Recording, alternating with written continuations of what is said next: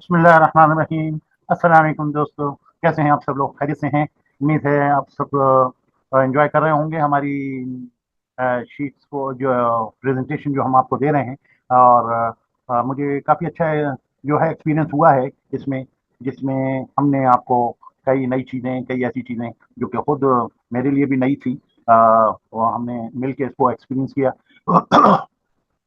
तो इस अ, वीडियो में इंशाल्लाह हम आपको कुछ प्रोडक्शन और प्लांट मेंटेनेंस यानी पीपी, ये पीपी जो है एक मॉड्यूल होता है सैप का, और दूसरा पीएम होता है। दोनों के बाद औकात की कोर्स जो हैं इंटरचेंजेबली यूज होते हैं। ठीक है, जैसे हमने आपको CR5 दिखाया था पिछली वीडियो में, है जो कि वर्क सेंटर्स के बारे में बताता है। ठीक है ना? वर्क सेंटर होता क्या है, ये भी हम इस वीडियो में आज डिस्कस करेंगे। और कैपेसिटी प्लानिंग क्या होती है, इसको भी हम आपको, और इससे रिलेटेड जो टी कोड है CR05, CR07, इसको ऑटोमेट हमने कैसे किया है अपने एप्लीकेशन में, वो हम आपको दिखाएंगे कि ये दो रिपोर्ट्स जो है क्लिक ऑफ बटन पे आपके पास आ जाएंगे और उसके वेरिएंट्स वो आप इस्तेमाल कर सकेंगे। ठीक है, सबसे पहले तो एस सैप 1 पे चलते हैं, जो आपका स्टेप वन है। हमारा जो एक्सक्यूज मी, स्टेप वन एक टी कोड है आपका, जो कि तमाम रिपोर्ट्स को क्विकली दिखा देता है। ठीक है, आप अगर टी कोड में लिखें स्टेप वन, तो आपकी सारी जो भी पूरे ईआरपी की सारी रिपोर्ट्स जो हैं वो उनके आउटलाइन आपके सामने आ जाएगी फंक्शन वाइज, राइट? तो जैसे फाइनेंस अकाउंटिंग की अपनी आ रही है, इसी तरह से आज हम क्योंकि जो है उसकी बात कर रहे हैं, प्रोडक्शन प्लानिंग और प्लांट मेंटेनेंस, राइट? तो प्लांट मेंटेनेंस में हमने आपको वर्क सेंटर्स और उनकी कैपेसिटी के हवाले से ये जो है एक ये वाला वीडियो बताया था। ये टी कोड जो है इसका CR05 है, जो कि वर्क सेंटर लिस्ट दिखाता है। ठीक है, और जो दूसरा है वो है आपका वर्क सेंटर कैपेसिटीज, राइट? ये कैपेसिटी प्लानिंग में होती है कि आपकी ज़ाहिर है जो मैन्युफैक्चरिंग एंटरप्राइज होती है, जो मैन्युफैक्चरिंग फैसिलिटीज होती हैं, उनके लिए बहुत ज़रूरी है कि वो अपनी कैपेसिटी को मॉनिटर करते रहें और उनके मुताबिक अपने प्लान को यानी प्रोडक्शन प्लानिंग करें, प्लांट मेंटेनेंस करें, जो भी है वो उसके हिसाब से करें। ठीक है ना? अगर उसके मुताबिक नहीं होगी कि आपकी कैपेसिटी इतनी है नहीं और आपने प्लान उसके हिसाब से कर दिया, आपके पास उतनी मशीनें हैं नहीं, तो जो है वो सही रिजल्ट नहीं आते। तो उसका सेटअप सैप में बड़ी अच्छी तरीके से दिया हुआ है, आप उसमें मेंशन कर सकते हैं। तो आइए पहले हम डिस्कस कर लेते हैं कि वर्क सेंटर क्या होते हैं, और कैपेसिटी वर्क सेंटर की क्या कैपेसिटीज कैसे होती है। ठीक है, तो आइए इसमें हम आपको जो है इसका पर्पस बता देते हैं कि ये असल में ऑर्गेनाइजेशनल यूनिट होता है। कोई भी वर्क सेंटर मैन्युफैक्चरिंग ऑर्गेनाइजेशन का एक ऐसा यूनिट होता है, और जिसके अंडर में सारी एक्टिविटीज हो रही होती हैं, जिससे जो कि असल में जिसके अंडर में रहते हुए आप डिफाइन करते हैं कि क्या चीज करनी है और कितनी करनी है, कब करनी है। ठीक है ना? तो वो उस वर्क सेंटर के अंदर में रह के आप बताते हैं। ठीक है ना? तो विद इन अ प्लांट, जैसे प्लांट है को आप एज ऑर्गेनाइज वो ले लें, टॉप लेवल यूनिट, तो उसके अंडर में आते हैं वर्क सेंटर, राइट? और वर्क सेंटर जो है वो यूनिक होता है विद इन अ प्लांट। ठीक है ना? एक ही नाम के एक से दो, एक से ज्यादा वर्क सेंटर नहीं होंगे, कंफ्यूजन हो जाएगा। तो it has to be unique unit within the plant. ठीक है, और तीसरी चीज ये है कि वर्क सेंटर कुछ भी हो सकते हैं, जैसे कि मशीनें हो सकती हैं, बंदे हो सकते हैं, लेबर स्टाफ हो सकता है, पर्सनल हो सकता है, और या प्रोडक्शन लाइन्स हो सकती हैं। ठीक है, ये सारे वर्क सेंटर्स हो सकते हैं। ठीक है, जो प्रोसीजर्स होते हैं आपके, जो जो जो मशीन से रिलेटेड हैं, फिलिंग है, बॉटलिंग है, तरह तरह की चीजें हैं, ये सब आपके वर्क सेंटर्स हो जाते हैं। ठीक है, और ये जो operations that need to be executed जो है, इनको हम डिफाइन करते हैं as a task list within that unit, work centre unit. ठीक है ना? जैसे फिलिंग है, बॉटलिंग है, ये ऑपरेशन जो होते हैं, ये क्या होते हैं? इनको भी डिफाइन करना होता है, लेकिन वो कहाँ डिफाइन करनी है, वो विद इन वर्क सेंटर आप बताएंगे, ठीक है ना, कि इतनी बॉटलिंग करनी है, इतनी पैकेजिंग करनी है, इतनी आपको फिलिंग करनी है, ठीक है ना, एनकैप्सुलेशन करनी है, मुख्तलिफ किस्म के आपके प्रोसेसेस हो सकते हैं, उनको उसके अंदर में, तो ये हायरार्की है, प्लांट है, प्लांट के अंदर में वर्क सेंटर्स हैं, वर्क सेंटर्स के अंदर में जो है मशीनें हैं, मशीन पीपल प्रोडक्शन लाइन्स वगैरह ये, और उनके अंदर में जो प्रोसेसेस होते हैं कि उन मशीनों से क्या कर रहे हैं या उन लोगों से क्या करवा रहे हैं, ठीक है, या उन प्रोडक्शन लाइन पे क्या हो रहा है, ठीक है, वो एक्टिविटीज होती है, तो ये एक तरह का नेटवर्क बन जाता है, ठीक है, तो ये जो ट्रांजेक्शन हैं, ये जो CR05 और टी कोड जो है, ठीक है, यानी इससे इसके जरिए से यूजर जो है वो बताता है कि क्या बेसिक डेटा क्या है, कैसे डिफॉल्ट सेट्स हैं, क्या असाइनमेंट्स हैं, और डिफाइन कैपेबिलिटीज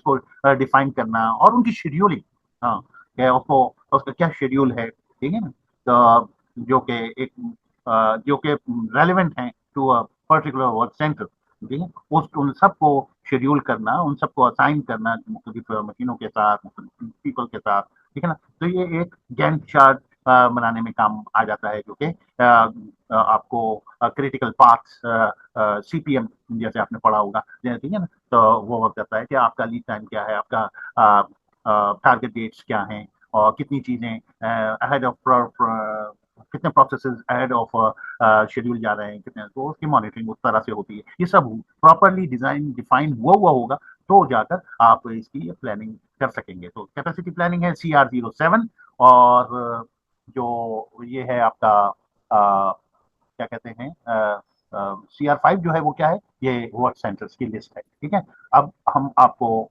ले चलते हैं अपने उस तरफ, एक आपको शेयर कर देते हैं एक्सेल का जो हमने हमारा वो है टूल, जो एबैप टूल है, उसको हम ले चलते हैं, ताकि आपको उसमें हम दिखाएं कि किस तरह से हम उसको मैनेज कर रहे हैं, तो ये है ऑटोमेशन की शीट, ठीक है ना, और इसको हम आपको दिखा रहे हैं, ये हमने आपको जो है इसमें आपने पिछली दफा देखा था कि CR05 को हमने एग्जीक्यूट कर लिया था, ठीक है, और इसी तरह से CR07, तो उसमें हमको ये इंश्योर करते हुए कि लॉग ऑन हुए हैं, आप यहाँ पर PM या PP के मॉड्यूल्स को सिलेक्ट कर लेंगे, ठीक है ना, आपके पास PP भी मौजूद है, ठीक है ना, PM भी मौजूद है, आपका प्रोडक्शन प्लानिंग PP में है, PM में ये है, तो वर्क सेंटर का हमने PM में देखेंगे तो हमारे पास यहाँ पर तो ये बने हुए हैं, ठीक है ना, एक है वर्क सेंटर लिस्ट जो कि ऑटोमेटिकली आपको ये बता देता है कि CR05 चलेगा, और उसके जो वेरिएंट्स अगर आपने बनाए हुए हैं वो लिस्ट डाउन हो जाएंगे, ऑल वर्क सेंटर्स वेरिएंट जब आप ये एग्जीक्यूट करेंगे तो ये आपको यहाँ ले जाएगा, ठीक है, ये तो हम पहले आपको बता चुके हैं, अब हम आपको CR07 की एंट्री दिखा देते हैं, CR07 जो है वो कैपेसिटी प्लानिंग के लिए है, ठीक है, तो हमने ये एंट्री कर दी इंडेक्स में, ये प्रोडक्शन प्लानिंग का है, और इसमें CR07 है, ठीक है, और इसमें हम जो है पहला पहला काम तो ये है कि इसको यूं एंटर कर दिया, ठीक है, वर्क सेंटर कैपेसिटी, ठीक है, और उसके बाद जब हम यहाँ पे आएंगे और आपके मॉड्यूल को चेंज करेंगे, तो वो जो चीज़ आपने वहाँ एंटर की हुई है वो इसमें ड्रॉप डाउन में अवेलेबल हो जाएगी, तो वर्क सेंटर कैपेसिटीज, ये वर्क सेंटर कैपेसिटीज का मॉड्यूल ये चल पड़ जाएगा, ठीक है, तो इस तरह से हमारे पास